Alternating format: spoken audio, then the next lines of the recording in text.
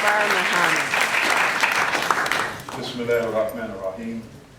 In the name of Allah, the Beneficent, the Merciful, I bear witness there is no God but Allah, and I bear witness that Muhammad is the messenger of God. Muslims say, Assalamu alaikum. Like the words of Jesus, peace be unto you, that's what Jesus said. And I just wanted to say to our Libyan brothers who are over there, you know, you're in America, you have the right to be, but you have to be respectful. I can't see you, but if you can find a seat on the side where I can look at you and talk to you. These brothers have their position about what's happening in Libya. I'm here today because I have been going to Libya since 1977, from the time of the Great Green Charter of GHADAFFI. So I just want to talk about a few things and what Cynthia witnessed in her trip to Libya, and the very fact that she's been courageous, championed the cause of unjust actions by the government of America. She has also been to Gaza. She's been involved in a lot of things.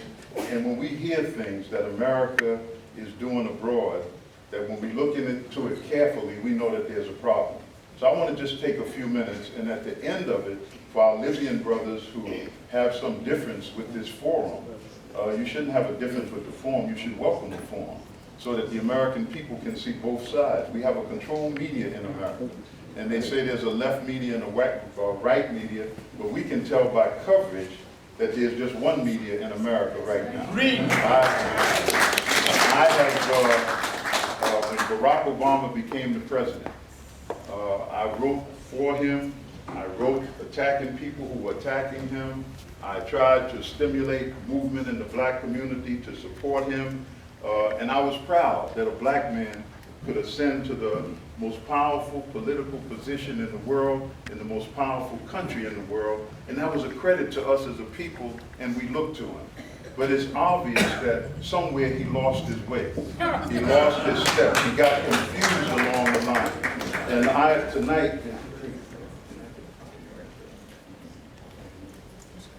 tonight I want to say this, that the leader of the Nation of Islam, Minister Louis Farrakhan, had a press conference Wednesday, June the 15th in New York City, at the UN Plaza Hotel. Now, I've been with the minister for many years. I've known him since 1961, but I worked directly with him from 1965 to 75 in New York. And when he began to rebuild the work of the Honorable Elijah Muhammad, I worked with him in that capacity of helping him build the mosques around the country.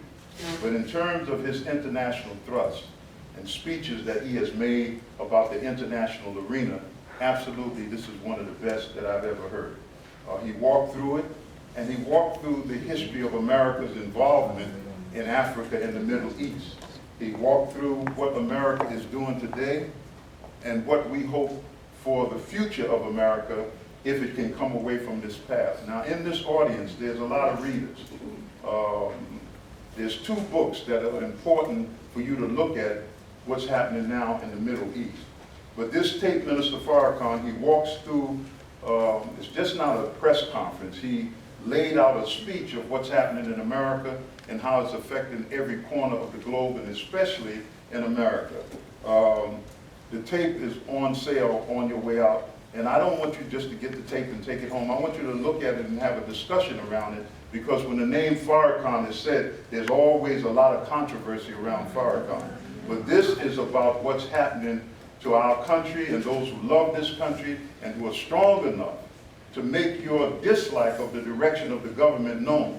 I want to give credit to Brian Becker and the Answer Coalition, because whenever there's a problem in Washington, when I was living in Washington a year and a half ago, I could go to the White House and I could see that they were out there making their feelings known in front of the White House. They don't make any excuses.